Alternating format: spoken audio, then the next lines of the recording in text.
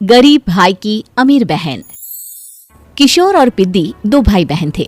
पिद्दी बहुत खर्चीले स्वभाव की थी। वो जितना कमाती अपने ऐशो आराम में पैसे उड़ा दिया करती। लेकिन किशोर समझदार था, घर को साथ लेकर चलना जानता था। अपनी बहन की जितना कमाता तो नहीं था, लेकिन फिर भी वो किसी तरह घर का खर्च चला लेता था। एक दिन पिद्दी किशोर से कहती है, किशोर तुम थोड़ा ज्यादा क्यों नहीं कमाते? मेरे दोस्त रोज मेरा मजाक उड़ाते हैं। अरे बहन, मैं कोशिश तो कर रहा हूँ। अच्छा सुनो, अगले महीने रक्षाबंधन है, मुझे सोने का हार चाहिए, इससे कम कुछ भी ना लूंगी। अरे दिला दूंगा बहन। किशोर को पूरी रात नींद नहीं आती। उसके दिमाग में बस ये चल रहा था कि उसकी माली हालत इतनी बिगड़ चुकी है, अब वो सोने का हार कहाँ से लाएगा।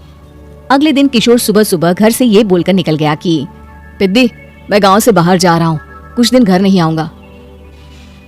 किशोर ने अपने काम के साथ साथ फेरी में कपड़े बेचने भी शुरू कर दिए, जिससे वो ज्यादा से ज्यादा पैसे कमा सके। रात में वो एक बिल्डिंग की चौकीदारी भी करने लगा। अपने काम से थोड़ा बहुत समय निकालकर बस कुछ घंटे की नींद ले पाता था।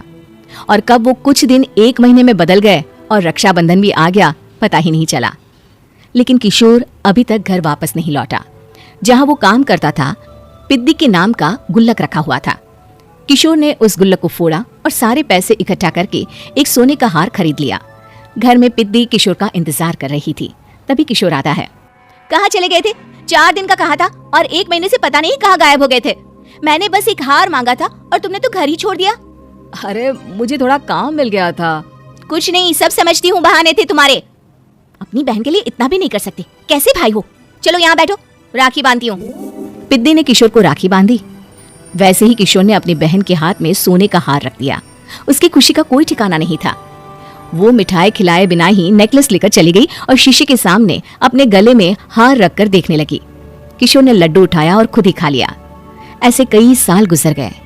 एक दिन पिद्दी की नौकरी छूट गई। अब वो पूरी तरह किशोर पर डिपेंड हो गई थी। आए दिन किशोर को अपने महंगे महंगे शौक गिनाकर उससे पैसे मांगा करती थी। किशोर कुछ पैसे देना, मुझे पार्लर जाना है। किशोर बिना कुछ बोले उसे पैसे दे देता। ये क्या, 500? अरे इतने में तो मुझे पार्लर में एंट्री मिलेगी बस। अच्छा देता हूँ ना ज्यादा। कैसे भाई हो, अपनी बहन के लिए इतना भी नहीं कर सकते।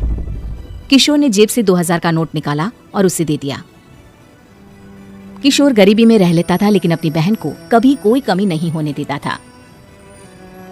बेटा, पिद्दी तुम्हारी बहन है, उसे कभी किसी चीज की कमी मत होने देना और उसका ध्यान रखना, क्योंकि भाई का फर्ज होता है अपनी बहन का ध्यान रखना। किशोर ने माँ की कही ये बात हमेशा के लिए याद कर ली थी। शायद माँ की इसी बात की वजह से किशोर पिद्दी की हर जिद पूरी करता चला आ रहा था। किशोर, आज मैं अपने दोस्तों के साथ पार्टी करने जा रही हूँ, मुझे कुछ पैसे दो ना। किशोर पिद्दी को समझाता है, लेकिन पिद्दी नाराज होकर चली गई और अपने कमरे में सुबक सुबक कर रोने लगी। किशोर अपनी जेब से कुछ पैसे निकालता है और पिद्दी को दे देता है। किशोर खुद कभी अच्छे कपड़े नहीं पहनता, लेकिन पिद्दी को राजकुमारी की तरह रखता। पिद्दी के जाने के बाद किशोर अपने काम पर निकल गया।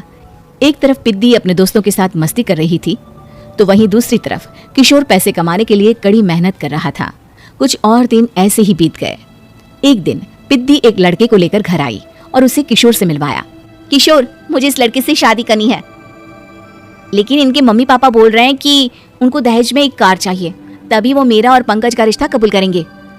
लेकिन बहन, कार खरीदना कोई सब्जी खरीदने के बराबर तो नहीं है। अरे कैसे भाई हो तुम, अपनी बहन के लिए इतना नहीं कर सकते? देखो, मैं ज्यादा इंतजार नहीं कर सकती, तुम्हें 1 साल में मेरे लिए कार खरीदनी ही होगी।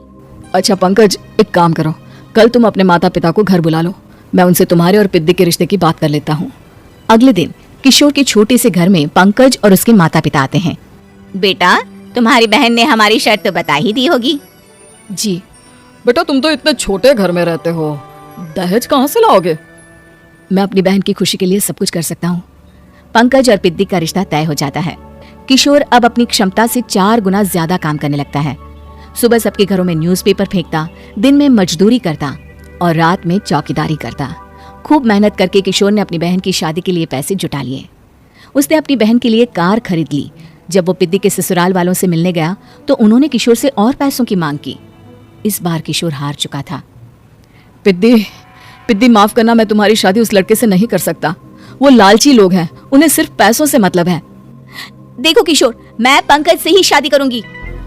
क्योंकि पिद्दी ने तो किशोर की बात न मानने की जैसे कसम खा रखी थी। किशोर ने पंकज को घर बुलाया। पंकज, तुम अपने माता पिता को समझाते क्यों नहीं हो? भैया वो हमारी शादी के लिए मान गए, मेरे लिए तो यही बहुत बड़ी बात है। हम एक काम कर सकते हैं, दहेज की रकम में से कुछ पैसे मैं आपको दे देता हूँ। अरे लेकिन समाज वाले क्या कहेंगे? अरे जब दुनिया को पता चलेगा तब ना।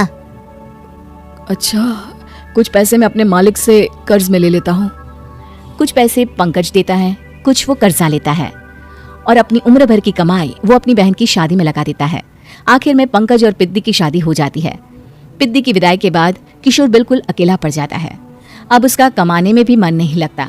उधारी वाले रोज घर में आकर बैठ जाते हैं। अरे किशोर, अब तो पिद्दी की शादी को 5 साल हो गए, अब तो हमारा पैसा लौटा दो। चाचा, पिद्दी के जाने के बाद किसी भी काम में मन नहीं लगता।